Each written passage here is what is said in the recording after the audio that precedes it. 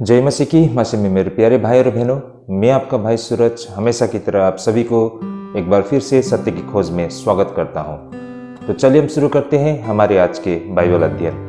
भाई और बहनों, आज का जो हमारा बाइबल अध्ययन करने का रहेगा वो रोमियो को पत्री 5 अध्याय 1 से लेके 5 तक रहेगा।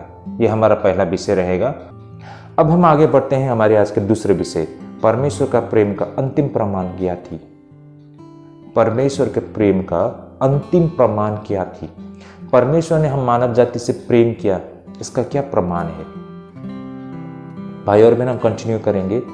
हमने 5 अध्याय 1 से लेकर 5 पद तक में अध्ययन किया था। अब 6 पद से आगे हम आगे बढ़ते हैं तो हम इस विषय को समझ पाएंगे। तो चलिए भाई और बहनों, सबसे पहले हम वचन को पढ़ लेते हैं। रोमियो को पत्री 5 अध्याय 6 पद से 11 पद तक में। तो यहाँ पर वचन इस प्रकार लिखा है, आप लोग अपने अपने बाइबल को देख लीजिए। क्योंकि जब हम निर्बल ही थे तो मसीह ठीक समय पर भक्तिहीनों के लिए मरा। किसी धर्मी जन के लिए कोई मरे यह तो दुर्लभ है, परंतु क्या जाने किसी भले मनुष्य के लिए कोई मरने का भी हियाप करे। परंतु परमेश्वर हम पर अपने प्रेम की भलाई इस रीति से प्रकट करता है कि जब हम पापी ही थे तभी मसीह हमारे लिए मरा। सो जबकि हम अब उसके लहू के कारण धर्मी ठहरे तो उसके द्वारा क्रोध से क्यों न बचेंगे। क्योंकि बेरी होने की आशा में तो उसके पुत्र की मृत्यु के द्वारा हमारा मेल परमेश्वर के साथ हुआ, फिर मेल हो जाने पर उसके जीवन के कारण हम उद्धार क्यों न पाएंगे। और केवल यह नहीं, परंतु हम अपने प्रभु यीशु मसीह के द्वारा, जिसके द्वारा हमारा मेल हुआ है, परमेश्वर के विषय में घमंड भी करते हैं। ओके, आमेन। तो जैसा हमने कहा, हमारा विषय परमेश्वर का प्रेम का अंतिम प्रमाण क्या थी, यानी कि फाइनल प्रूफ ऑफ लव। भाई और बहनों, यह तथ्य कि प्रभु यीशु मसीह हमारे लिए मरे, यह परमेश्वर के प्रेम का अंतिम प्रमाण है। इसमें कोई शंका नहीं है। यह संभव हो सकता है कि किसी व्यक्ति को किसी महान और अच्छे सिद्धांत के लिए बलिदान होने के लिए राजी किया जा सके, या फिर एक व्यक्ति में इतना अधिक प्यार हो सकता है कि वो अपने दोस्त के लिए अपनी जान दे सकते हैं। लेकिन प्रभु यीशु मसीह का आश्चर्यजनक बात यह थी कि वो हमारे तब मरे जब हम पापी थे और परमेश्वर के प्रति शत्रुता की स्थिति में थे। कोई भी प्रेम इससे आगे नहीं जा सकती थी। भाई और बहनों, इस तथ्य को आप लोग समझ पा रहे होंगे। ऐसा नहीं है कि आज तक इंसान ने किसी विशेष योजना के लिए या किसी विशेष उद्देश्य के लिए अपनी बलिदान ना दी हो। हम इतिहास देखते हैं तो मानव इतिहास में लोगों ने बहुत बड़ी बड़ी बलिदान दी है। किसी ने अपने देश के लिए, है ना, किसी ने अपने एकदम प्रियजनों के लिए, किसी ने एक बहुत बड़े उद्देश्य के लिए बलिदान दी है। हमारे देश में भी महात्मा गांधी से लेकर, है ना, सुभाष चंद्र बोस लेकर ना, ऐसे ऐसे जो हमारे फ्रीडम फाइटर्स है। इनफैक्ट आज तक भी हमारे देश के सैनिक, क्यों ना हमारे देश के सैनिक, बल्कि दुनिया में ऐसे बहुत सारे अपने अपने देश के लिए, अपने जाति के लिए, अपने भाषा के लिए, अपने संस्कृति के लिए, है ना, अपने प्रियजनों के लिए लोगों ने बड़ी बड़ी बलिदान दी है। हंसते हुए उन्होंने बलिदान दी है। लेकिन इनके बलिदान में और यीशु मसीह के बलिदान में अंतर क्या है। देखिए भाई और बहनों, यीशु मसीह ने जो बलिदान दी है और इन लोगों ने जो बलिदान दी है, इसमें बहुत बड़ा अंतर है। जिन लोगों ने आज यहाँ पर जो बलिदान दी है, वो बलिदान उनके विशेष एक रीजन के लिए है। खास तौर पर वे जिससे बेहद प्रेम करते हैं उनके लिए उन्होंने बलिदान दी है ना। वो अपने देश से बेहद प्रेम करते हैं, इसलिए अपने देश के लिए वो बलिदान देते हैं। अपनी जाति, अपनी संस्कृति, अपनी भाषा या किसी उद्देश्य को पूरा करने के लिए वो बलिदान देते हैं। लेकिन भाई और बहनों, हमारे यीशु मसीह ने हम मानव जाति के लिए उस समय बलिदान दी थी जब इंसान के साथ परमेश्वर का रिश्ता एक शत्रुता भरा हुआ था। इंसान पापी थे, बिल्कुल पाप में था। परमेश्वर से उनका रिश्ता बहुत दूर था। भाई और बहनों, जिस तरह ये इसी प्रकार है कि मान लीजिए, उदाहरण के लिए मैं बोल रहा हूं, पाकिस्तान, वो देश हमारे देश के लिए एक शत्रु देश की तरह है ना। और हमारे देश के सैनिक एक पाकिस्तान के लिए है ना। पाकिस्तान के लिए हमारा देश बलिदान देता है तो ये बहुत ही मतलब अचंभा की बात होगी ना। पाकिस्तान हमारे लिए शत्रु है और उसके लिए हमारे देश के सैनिक बलिदान दे, ये तो इम्पॉसिबल बात है। ऐसा ही कुछ स्थिति था, मतलब परमेश्वर और मनुष्य के रिश्ते मतलब ऐसा रिश्ता था जिसका मतलब कोई मेल नहीं है। ऐसे में परमेश्वर ने हम इंसान के लिए बलिदान दी। तो भाई और बहनों, परमेश्वर का बलिदान यानी कि यीशु मसीह का बलिदान और इस दुनिया में जो इंसान बलिदान देते हैं ना, इसमें बहुत बड़ा अंतर है। आई होप ये बातों को आप लोग समझ पा रहे होंगे। भाई और बहनों, 5 अध्याय 5 से लेकर 8 पद में हम जानते हैं कि परमेश्वर हमें कभी निराश नहीं करेंगे। परमेश्वर का प्रेम सूखी भूमि पर बरसने वाली वर्षा की तरह है। भाई और बहनों, परमेश्वर का प्रेम हम किसी भी चीज के साथ तुलना नहीं कर सकते हैं।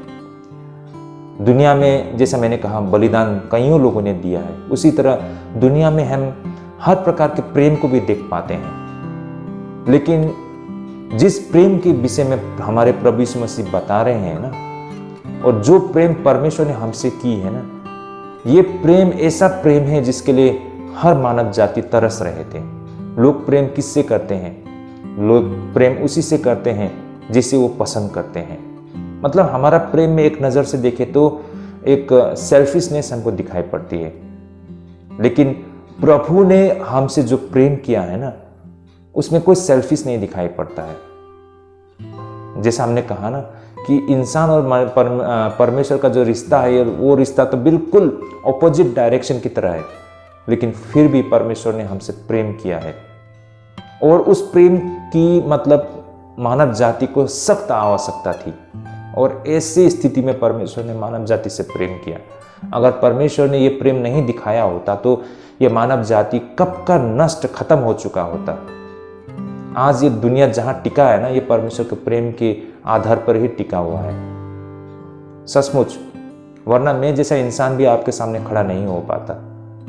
शायद मैं कितना दुष्ट इंसान होता कि मैंने कितनों को मतलब तबाह कर चुका होता, और मैं खुद भी कब का तबाह हो चुका होता।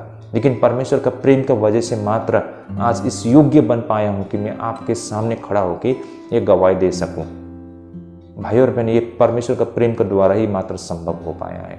और दुनिया में मैंने कहा ना कि इसी प्रेम के ऊपर पे, इसी प्रेम का आधार में टिका हुआ है। तो यही कारण परमेश्वर का प्रेम सूखी भूमि पर बरसने वाली वर्षा की तरह है, ऐसा कहा गया है ना। हम परमेश्वर के प्रेम को 2 तरीके से समझने के लिए प्रयास करते हैं। जैसे कि उसने हमें पवित्र आत्मा दिया है, यानी कि परमेश्वर ने हम मानव जाति को पवित्र आत्मा का दान दिया है। यह आत्मा हमें यह जानने में मदद करती है कि परमेश्वर हमसे प्रेम करता है और उनका प्रेम हमें कभी नहीं छोड़ेगा। ये बिल्कुल प्रेरित पौलुस के शब्दों की तरह है, जैसे कहा गया है ना, आत्मा हमारी आत्मा के साथ मिलकर घोषित करता है कि हम परमेश्वर की संतान है। रोमियो को पत्री 8 अध्याय 16 पद जैसा लिखा है, आत्मा आप ही हमारी आत्मा के साथ गवाही देता है कि हम परमेश्वर की संतान है। ओके, आमेन। तो भाई और बहनों, परमेश्वर का ये उपहार जो पवित्र आत्मा का दान, ये हमें ये जानने में मदद करती है कि परमेश्वर हमसे प्रेम करता है। परमेश्वर के प्रेम को वाकई में हम एहसास कर पाते हैं। आगे क्रूस पर मसीह की मृत्यु के द्वारा परमेश्वर ने अपना प्रेम साबित किया है। जब परमेश्वर ने अपना पुत्र दिया तो परमेश्वर स्वयं को दे रहा था। वह उन लोगों को अपना प्यार दे रहे थे जो इसके लायक भी नहीं थे। भाई और बहनों, हमारे पास अपनी कोई शक्ति नहीं है, इसलिए हम अपने आप को पाप से नहीं बचा सकते हैं, लेकिन परमेश्वर ने हमें बचाने के लिए सही समय चुना। हम पापी थे और हम खुद अपने उद्धार को प्राप्त नहीं कर सकते थे, इसलिए हमारा उद्धार पूरी तरह से परमेश्वर के प्रेम का परिणाम था। भाई और बहनों, आगे हम 9 और 10 पद में अगर हम देखते हैं तो काफ़ी इंटरेस्टिंग बातें और हमें समझ में आती है। जैसे यहाँ लिखा है, सो जबकि हम अब उसके लहू के कारण धर्मी ठहरे तो उसके द्वारा क्रोध से क्यों न बचेंगे, क्योंकि बेरी होने की दशा में तो उसके पुत्र के मृत्यु के द्वारा हमारा मेल परमेश्वर के साथ हुआ, फिर मेल हो जाने पर उसके जीवन के कारण हम उद्धार क्यों न पाएंगे। भाई और बहनों, 9 और 10 पद में हम देखते हैं यहाँ पर हमें जानकारी मिलती है कि परमेश्वर प्रभु यीशु मसीह की मृत्यु के कारण हमें धर्मी मानते हैं। अंततः परमेश्वर ने हमारे पाप क्षमा कर दिया है। इसका मतलब यह है कि हम अपने पाप के लिए परमेश्वर से सजा नहीं भुगतेंगे। हमारा उद्धार पूरा हो गया है। हम परमेश्वर के मित्र बन गए हैं। यद्यपि एक समय में हम उसके शत्रु हुआ करते थे, लेकिन यह प्रभु यीशु मसीह के बलिदान के कारण संभव हो पाया है। परमेश्वर ने यीशु मसीह की मृत्यु से जीवित किया और परिणाम यह हुआ कि हमें भी नया जीवन मिली।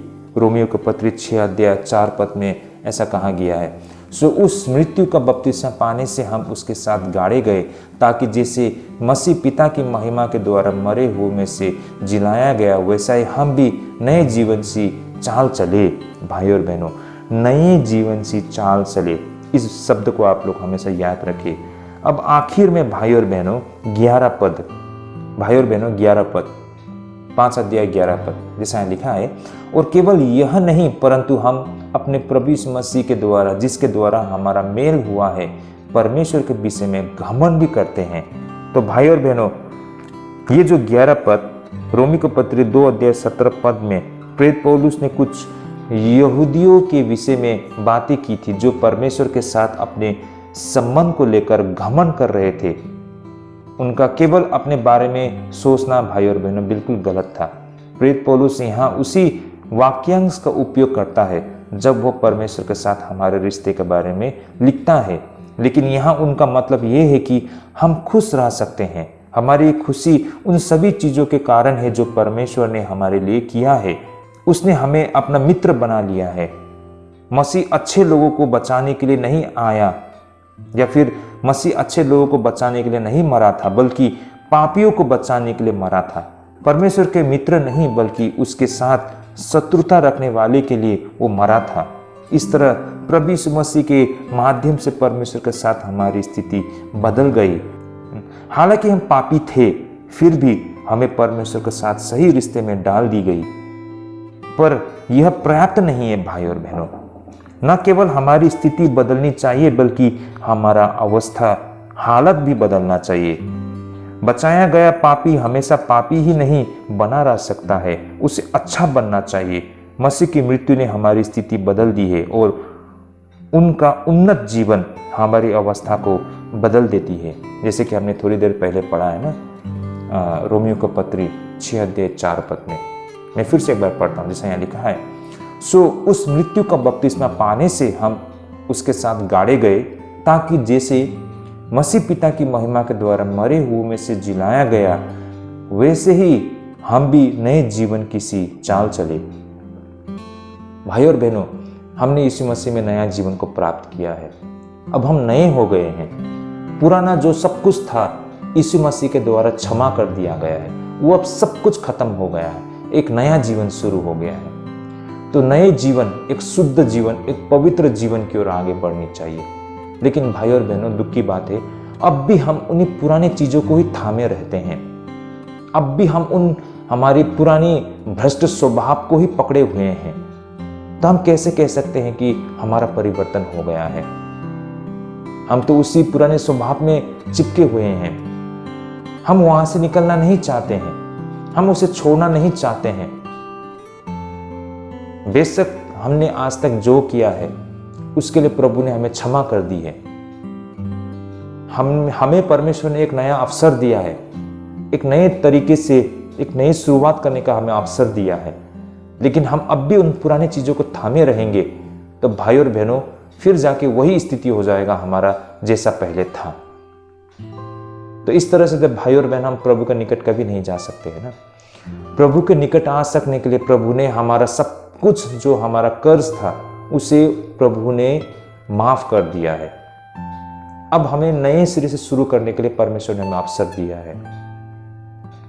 अब उन सारे पुराने सोच, अपने पुराने जो रिश्ते, जो संबंध, सब कुछ छोड़ के मसीह में एक नए तरीके से एकदम बिल्कुल फ्रेश शुरुआत हमें करना चाहिए था ना।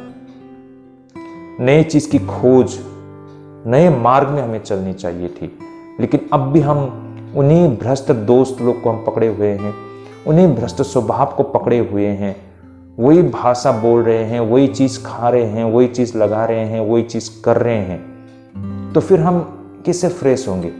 फिर से हमने उन्हीं बुरे चीज़ों से अपने आप को नहा लिया है, अब तो फिर से हम अशुद्ध हो गए हैं। तो फिर प्रभु के सामने जाएंगे, फिर हमें क्षमा कर देंगे, फिर उसी चीज़ को हम करते रहेंगे। तो भाई और बहनों, यहाँ से तो हम कभी आगे नहीं बढ़ पाएंगे, हम तो वहीं रह गए हैं ना जहाँ थे। लेकिन प्रभु चाहता है कि हम उनके करीब आए। तो प्रभु के करीब जाने के लिए तो हमें शुद्ध, पवित्र, एक जलता हुआ एक सूर्य के सामने जाने के लिए एक जलता हुआ आग के गोला होके हमको जाना होगा, है ना। मतलब पवित्र परमेश्वर के निकट जाने के लिए पवित्र जन, स्वर्ग राज्य पवित्र जन लोगों के लिए है। ये बात को हमें याद रखना चाहिए। इसलिए प्रभु हमें पवित्र बना रहे हैं ना। लेकिन हम खुद ही पवित्र बनना नहीं चाहते हैं, हम अब भी अशुद्ध जीवन में रहना चाहते हैं। तो कैसे होगा भाई और बहनों? वो हमारी मदद करने और हमारा मार्गदर्शन करने के लिए हमें अपनी ताकत से भरने के लिए, ताकि हम प्रलोभन पर विजय पा सके।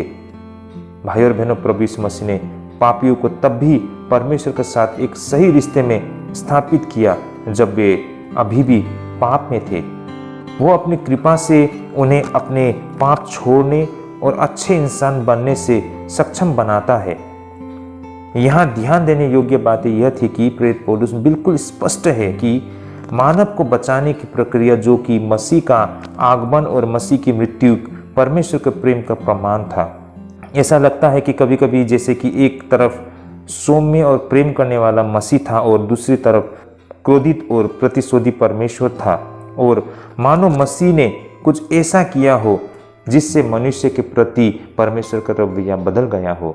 वास्तव में प्रभु यीशु मसीह मनुष्य के प्रति परमेश्वर के दृष्टिकोण को बदलने के लिए नहीं आए, वह तो यह दिखाने आए थे कि वह कौन है और हमेशा से कैसा है।